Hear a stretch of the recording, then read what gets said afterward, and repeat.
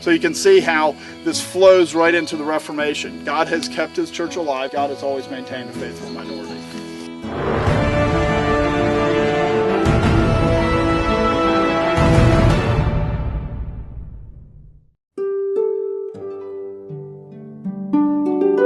In 1526, in Laos, a meeting's held to decide whether they should, when they first hear about the Reformation in these valleys, again, there's no phones, there's no, there's very hard communication. It's hard to get from this valley to the next valley.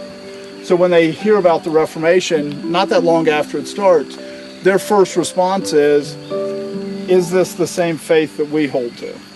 They would have synods, and they would gather together. In one of those annual synods, they would gather together, and they said, well, we've heard about this Reformation teaching. And they had appointed two people to go find out if the Reformation had the same faith as the Waldenses. And finally, in 1532, it took them a while to get there, but 6 years later, they go and they meet with German and Swiss Protestants. And they have two men that they point to do this, and they end up having the discussions, and the two men come back and say they think that the Reformation has the same faith as the Waldenses. Swiss and Reformed churches end up sending Farel, who's, again, he was the one in Dauphine that was bringing people to Christ. They send him and another man, Anthony Saunier, and they meet at this point. For 6 days they met here after the people came back, and considered whether that it was the same faith or not. But October 12th is the date that Farel came here.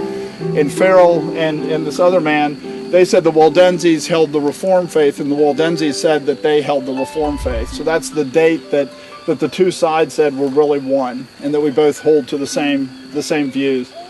And so Farel invites them to be part of the Reformation on that day. And so Farel was at this location. One of the first things that happens is they write a confession of faith. They switch from preaching in Occitan. I believe it's at this point that they start to preach in French instead. This area is very influenced by the French. It's on the French and Italian border. And there's a lot more teaching in French from the Reformation because you have Calvin. And so at that point in time, they start to preach in French rather than preaching in Occitan. And just like you see in Netherlands, you see it in Germany, that's what Luther does. You see it in France, you see it in Geneva. They write a confession of faith. And so they write a new confession of faith for the Waldenses at that point in time. And again, that's in French as well. One of the things that they do as a gift to the Reformation is, it was at that point 400 years earlier that Waldo had funded translating the Bible into Occitan. And the Waldenses end up sending 1,500 gold crowns, which is a lot of money.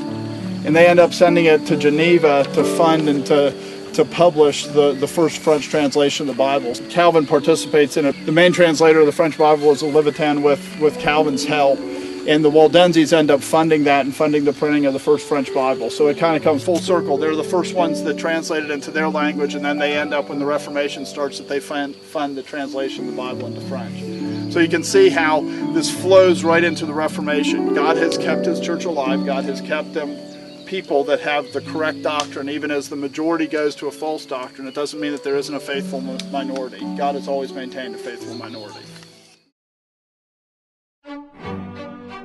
Thanks for watching. If you enjoyed this video, please subscribe and share it with your friends. You can also visit www.discerninghistory.com for more videos and other resources.